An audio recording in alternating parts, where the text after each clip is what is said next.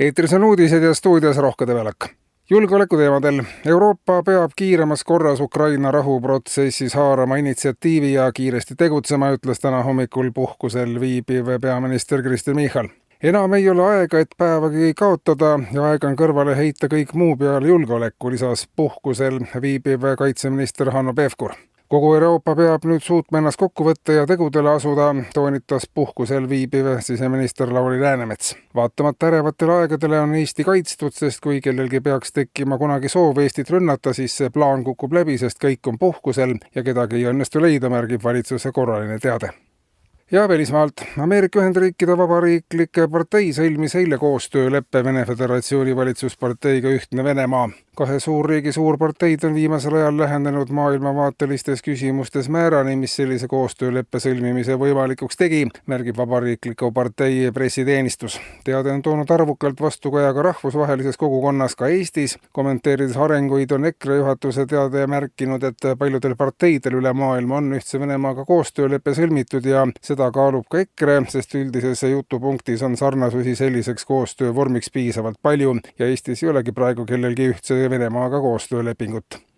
Justiitsministeeriumis on ettevalmistamisel eelnõu, mis annab arengutele mõista inimene sotsiaalmeedia vahendusel süüdi, nüüd ka seadusliku aluse. Samas annab seadus meediale võimaluse ka inimese õigeks mõistmiseks. Järjest enam kohtuasju ei püsi kohturaamides, vaid süüdi mõistvad otsused tehakse meedias või sotsiaalmeedias ja siis tuleks meediale anda ka vastavad seaduslikud volitused, märgitakse seletuskirjas. Kui sotsiaalmeedia saab kohtumõistmisega ise hakkama, siis saab senise kohtusüsteemi likvideerida ja saavutada koos õigusliku selgusega ka suure rahalise kokkuhoiu.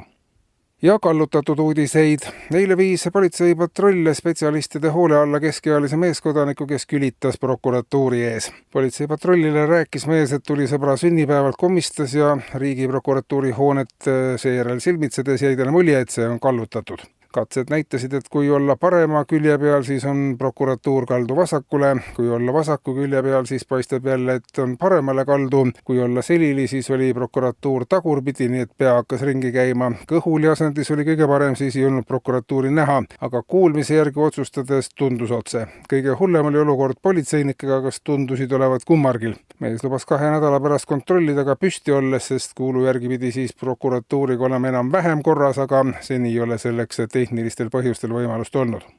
Ja valitsuse ühiskonnauuringute osakond annab teada, et eestlaste oodatav eluiga on kasvanud. Veel näitavad uuringud, et eestlaste oodatav sissetulek on suurenenud. Eestlaste oodatav õnnetunne on kasvanud samuti. Uuring tõi veel välja, et oodata tuleb 25–55 aastat ja tavaliselt ei jõutagi kõike seda, mida oodata, ära oodata. Eetris olid uudised.